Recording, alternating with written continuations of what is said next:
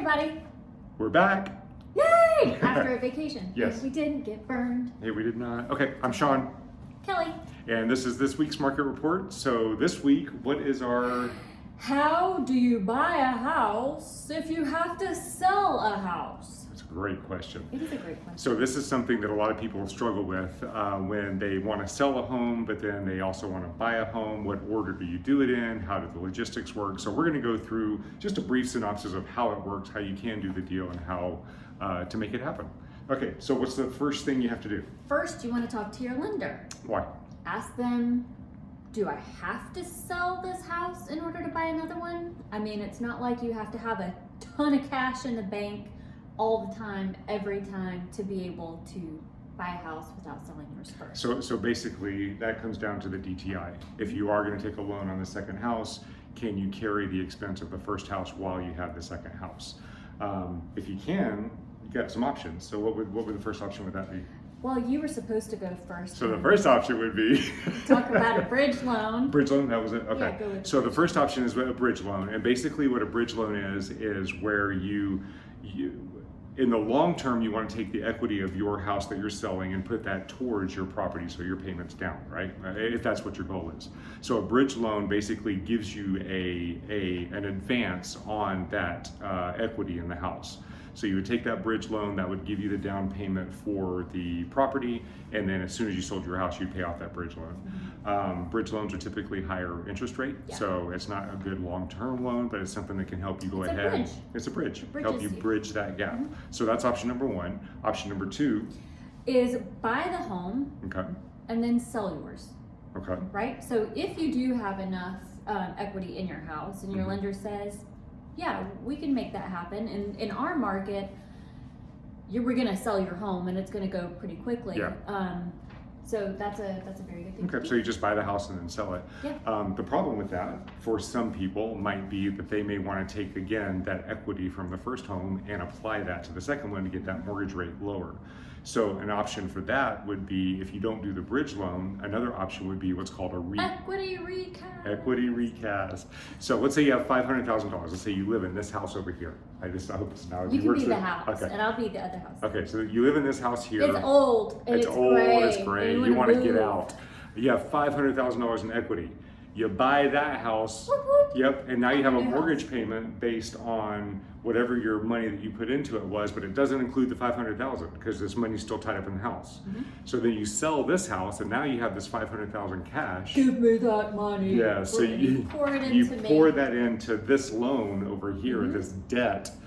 And your lender, I'm super debt. Yeah. And your lender, depending on who they are, that's why you have to talk to your lender, because not everyone does it. They can recast the loan, and now your interest rate won't change, your term won't change, everything pretty much stays the same, except it goes to. Yeah, so it goes to the principal. So now your principal just went down by $500,000. So they recast those payments based on that new principal amount. So it'll take your payment and lower legit. it. I love that. But again, all lenders don't do this. You have to ask them specifically about it. So we can help you find a lender that would do that for you.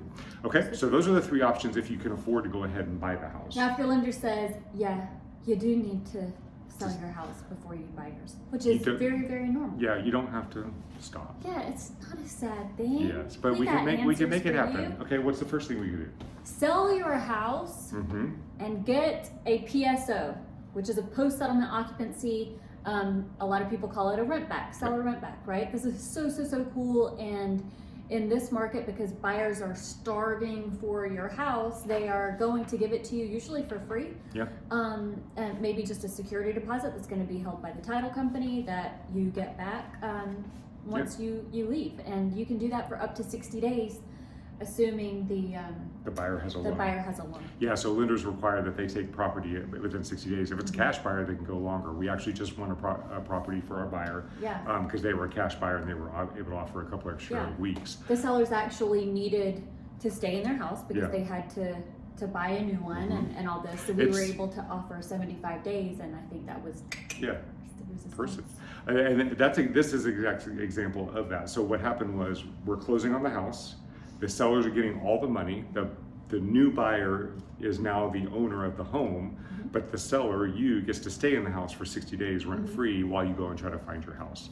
Okay? Yeah. If you don't find a house in that 60 days, you always have the third option, which is a term rental. A short-term rental.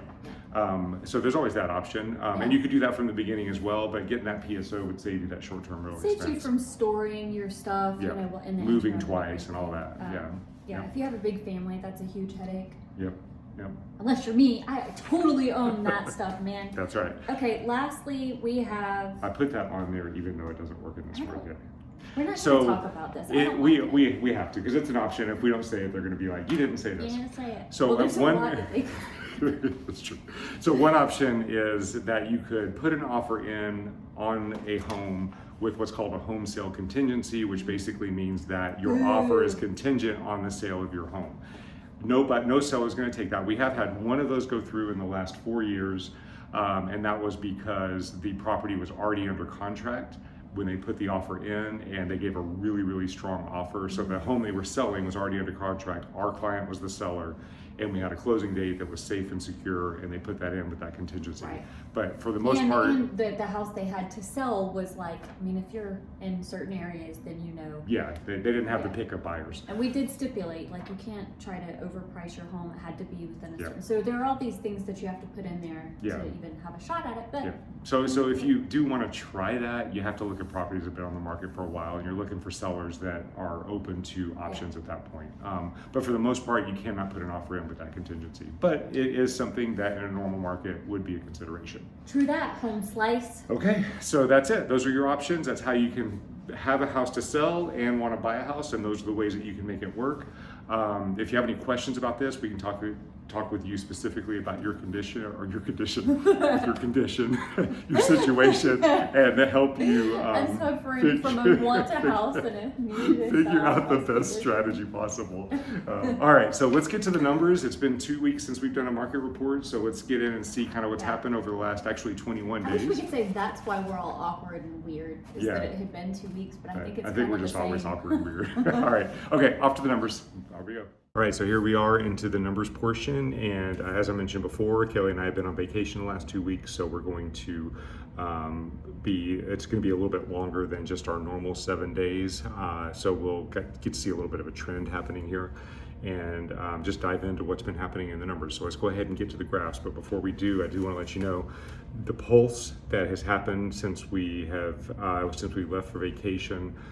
We've had 2 buyers that have gone under contract. We've had sellers that have been selling properties very quickly. So although we are in the springtime, although we're in the end of summertime, the activity has not slowed down. It's still moving. There's still high demand. Buyers are still having to compete for properties. So let's go ahead and get to the numbers and see what the graphs say and see if they match that pulse of the market. So here we are. The orange line is our buyer activity. And you can see, so this is 1 week, 2 week, 3 weeks. So basically we had an increase, and then we've had a little bit of a decline in buyer activity. If you look at inventory, you can see this is 1 week, 2 week, 3 week is right here. So what ended up happening was buyer activity tends to follow inventory. So inventory went up, buyer activity went up. Inventory came down, buyer activity came down a little bit. And then inventory did go up here a little bit, but buyer activity still came down, probably because this drop here, this wasn't a significant drop as compared to this one, so there probably just was a shortage of inventory with this last bit right here. So overall, what you can see here is that the gap between buyer activity and inventory is still significant. So buyer activity equals demand. Inventory equals supply. If demand is higher than supply, then that indicates that we are number one in a seller's market, but also indicates that prices are tending to go up. And that's what we've seen in each situation of the transactions that we've done in the last 3 weeks. We've seen buyers having to go over asking price, and we've seen sellers getting over asking price. So if you go from here and you take this gap and you move it over to what's happened in the seller's market, you can see that we had a little bit of a dip here for a little while, but the last 4 weeks, so 1, 2, 3, 4, we've seen the strength of the seller's market starting to go back up again. So in general, the market has stayed pretty steady in a seller's market throughout the majority of this year, and we just don't see anything changing with that. And even with the interest rates going up a little bit, we're still seeing multiple offers on properties. Everything is still just moving along as it has been. It's been a very, very steady seller's market for quite some time now, and we don't really see anything that's going to change that. So if you're going out there as a buyer this week, go out there, look at the properties, be prepared to be competitive, write strategic offers. You can actually win properties without being the highest bidder.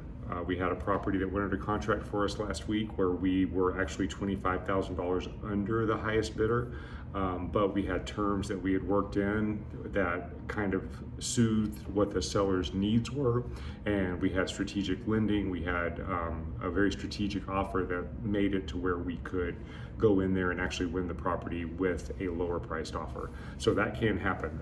If you'd like us to review your situation and help you do something like that, please feel free to let us know. And feel free to share this market report with anybody that you know to help us get this out there so people know how to go forth and strategize in the market. Okay, we'll see you on next week's video, and good luck out there.